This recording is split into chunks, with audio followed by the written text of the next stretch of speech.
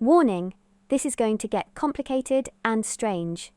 Unless you have been asked to view this or have a fascination with strange lives, this isn't the video for you. You have been warned. Wow, the amount of times I warn people not to watch my videos, crazy stuff.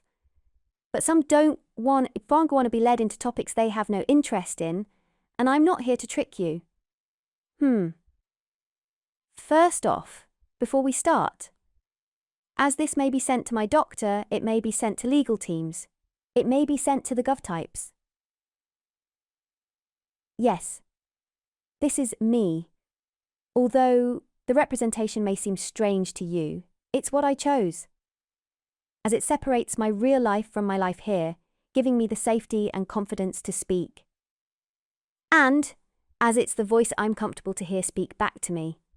I don't even want to hear my own feeble and broken voice. It's painful. So now it's even the accent in my head. Crazy, eh? And I have to re-watch my own work hundreds of times in editing. So I got to have a voice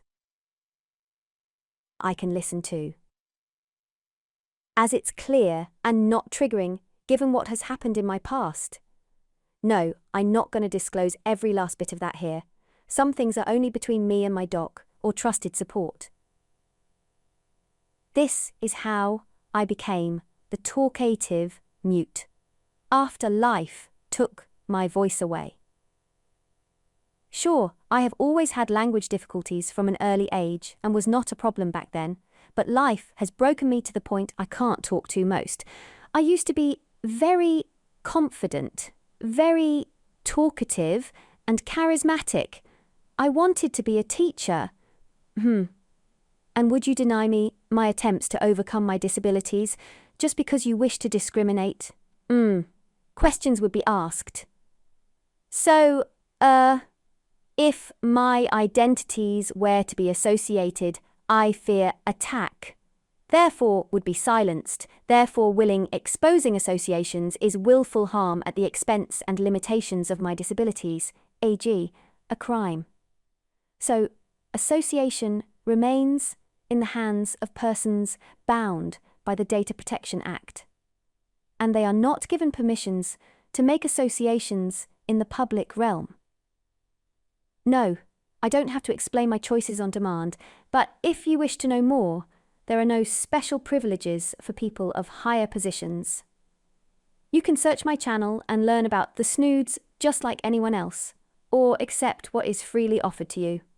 Oh, random tangent here. And this may happen a lot. I like tangents. To the disability groups and legal. Why you never got my back, eh? You say you care and help, but, well, here we are. Zero support. It's always me having to go find it. I ask, and you ignore. Meh. Okay. Back on track. It's not my problem if you don't like this format. I have chosen it as I have no other methods.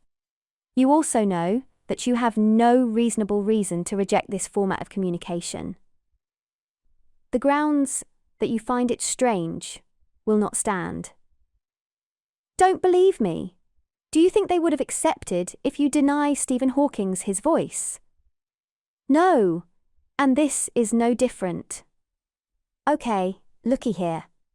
What you see on the screen now, this is not a means of identity and is highly redacted, but it is a means of association. I'm the only person with access to the unredacted version outside of data-protected records. Therefore, in the real world, I can show this document, as it appears in the video, to verify I'm the Snoods. Smart, eh? Okay? So the big one? The interview with the Snoods I was not sure I wanted to ever give, but maybe at times. Maybe it's now safe enough? Warning! This is not a game-related video. Upsetting and real topics will be discussed. 3, 2, 1. Thanks to my team that I had to form myself, as official help did more harm than good. Yes, I tried it their way. I have such helpers that I feel safe that my identity is protected and only people that need it for legal reason and are bound by law to protect it have access to it. The need to protect my identity comes under mental health grounds and risk of harm, paranoia based on logical reasoning pathways, e.g., as its base in logic, it's not something that can be cured so easily. The logic being, someone knows what I look like and where I live, and I don't know who they are. Or that data may be leaked, as happens all the time, no matter what a company says. Was only last month official databases of the govs, I think UK, USA, and Canada, were breached and stolen. You would think that was in the news more, and a week ago, a data holding org in the USA holding UK and USA information was also, well, not so much breached. Staff left the database unlocked, and 1 terabyte of personal information was taken. So yeah, the logic is, data gets stolen and misused, and you're asking me to take a gamble by handing it over to someone I don't know and hope it's safe? Turns out, I can't live with that on my mind as I run on logic, so it would constantly cause damage to my mental well-being, therefore protected. Hey, I guess I'm gamble aware, and that's a gamble I don't want to take. Let's just say. The saying, just because I'm paranoid doesn't mean I'm wrong, rings so true here, and given that, this is why you have seen me being able to produce such documents as photo ID medical exemption. So, yeah, unless you think you know better than official doctor, best you don't pull on that thread. That given, my mental state, the way some gov orgs, such as Universal Credit, dealing with me well, it's dangerous to my well-being, because they are poorly trained and not medical professionals put in charge of people with severer mental and psychological issues. This incompetence has a constant drain and attack on my mental well-being. To them, it's nothing, as they cannot understand. To me, it's crippling and killing me. So, I can be silent or say, hey, I'm not happy with this. Oh, and anyone else prying? Well, you're going to be confused and led all over the place. That said, I'm still very careful as I must protect the team that have agreed to help me in this manner, but without them, I would have no voice, and attempt to try and expose me or my team could lead to serious legal consequences. As I've explained, protection of my identity is medically covered, and exposure of such identity would cause real harm. A criminal offence. Yup, this is getting real, isn't it? So what do I mean? The big one? Well, I will give you some background on what led to the big breakdown, from which I had to rebuild my mind and body. Still trying to rebuild, by the way, and the officials gave support, keeps setting me back. And they don't care because they feel safe making mistake. Meh. We will see. Cuss discrimination laws allow the prosecution of individuals involved. And, given the information I have handed to said departments to try and avoid such issues, and their acknowledgement of understanding, all recorded, we have to ask what's going on here. Said offices needs investigating, and I will give the police full access to all my records, 0 to hide. The system can't be that broken, can it? If it was, why is it there? Why are staff getting paid? Nah, something must be going on, else you are asking me to accept levels of incompetence that are beyond reason, and that I consider harmful and probably targeted. Sounds strange saying targeted, but having faced this across 2 departments now, I kind of hope it's targeted at me. Just a few bad apples, else, wow, they are doing this to everyone. It's like they want to keep me ill and use the information I gave them to attack me in a manner that would harm me. I mean, I have no reason to give them the benefit of the doubt. They were given all the informations they needed, including impact of such actions as sending me phone appointment request by email. So they could avoid harm, yet they did the opposite. These last request for a phone appointment, unlike the first mistake. They haven't even said it's mistake. So they have willfully and without correction sent me a request that was for today, to have a phone appointment.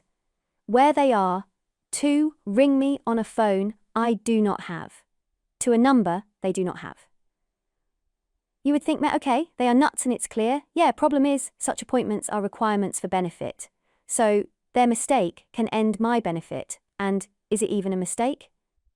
They never ladled it so, and it's been a day and a request to address it. That's a full day of terror and panic, because they ignored my disabilities. See how bad they messed up. This is an even bigger mess up than the first time. Yet, I took the time to discuss the impact it had the first time it happened, and how dangerous it was, and then they double down with extra on top. If you were the judge and had all this recorded, what may you think? Yeah.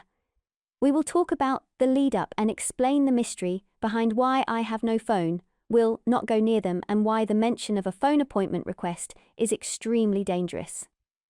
'Cause there was a point I could still just about use phones, even if it was just to text. That's gone now.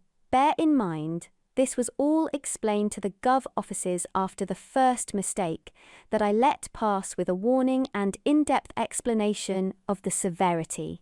Also, bear in mind, this was explained to 2 staff members that did a home visit. My helper at the time made clear comment on the issue, as the home visit was due to the fact I can't go near phones. So they were give the reasoning. And then they did it again. Well, actually, they sent 2 phone request emails this time, in one go. Like some sick joke. Someone at that office wants to break me, I guess. Now, think back over what was just said. I think we are past saying this was an honest mistake.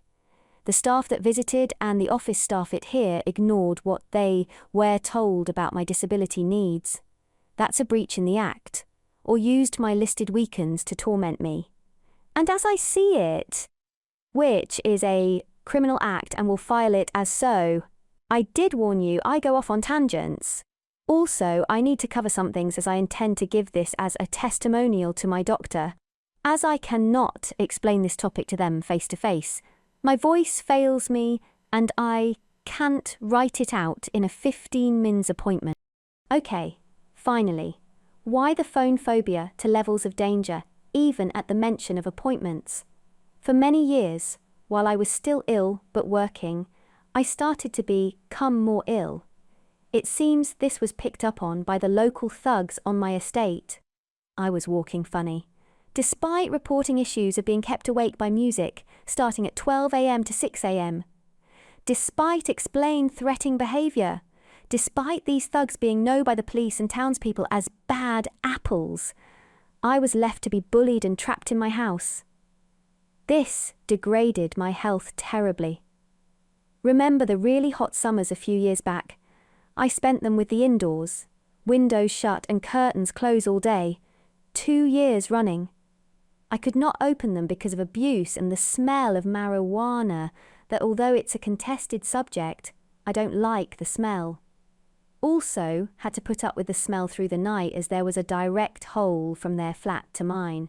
So I got the full load of group of people doing drugs. Their flat stunk of it. It wasn't hidden to anyone. I reported this to the police, to the letting agency, to the council. They did nothing. I pleaded with my elected councillor that lives not too far from the location, explained my desperation. They did nothing. I was hidden and locked away, and no one cared, not even officials. As it degraded my health, I could no longer work as much, so needed support. This meant forms. I don't like forms. In panicked at this situation, I use a phone for the first time in 5 years. Only a landline, requesting an adult social care help. We had the interview and they did not help. They said I could fill out paperwork. So, I explained, I cannot fill them out. I need help. I was ignored. So I filled out the forms and sent them off. Remember, I said there was a case where the Gov staff lied and it's recorded? I sent it recorded delivery. But problem was I had filled it out. It was a mess of words. The gov pretend they got nothing. You know the line. Well, we don't have it. You must not have sent it. This was recorded in an email. Until it was pointed out, not only was it sent recorded delivery and signed for by their office, a copy was also sent to my doctor before posting. Oh, oof, you see, they didn't expect the Snoods. They didn't expect I would make sure they can't screw me over. Once they knew this, they magically found it, stating, "Oh yes, here it is, the one with all the strange writing over it." Yup. You see, it was difficult for them to deal with because I have disabilities. So they just pretended. They never got it. That is our civil service. If I had not taken extraordinary precautions, they would have got away with that lie. Anyhow, it all still goes wrong and I get a mounting of paperwork, including phone stuff. Exactly what I can't deal with, and had requested help with because I can't fill it out. But here it was again. So that use of the phone was strong in my mind, the damage and pain that one call had made. My first in 5 years. Sensing I was falling fast into a breakdown, I head to the doctor's and clearly stated to the receptionist, "I need you to listen to what I'm about to say very carefully. I'm at high risk of self-harm and need to speak with the doctor immediately. I fear for my safety as I'm in severe distress." Yes, I said it that clearly and calmly, to which the receptionist did not listen and said, "Can I take a phone number and we will send you an appointment?" Bam! Logical breakdown happened in my head at what was just said, ingraining the involvement of the phone along the way, putting me into a state of psychosis where I didn't care about anyone or anything anymore. And that, when I apparently headed out into the woods to get to a public place, to throw myself off a cliff, where everyone would see, and nothing could be hidden anymore.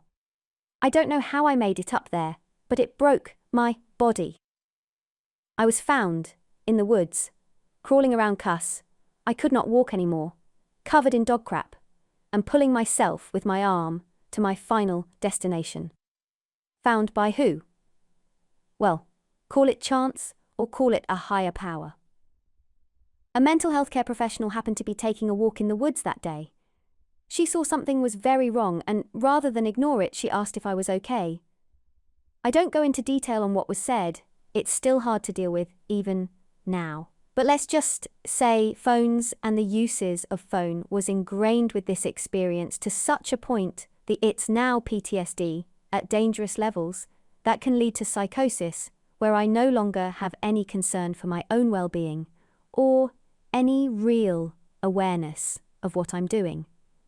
This is the risk of Universal Credit sending me a phone appointment request.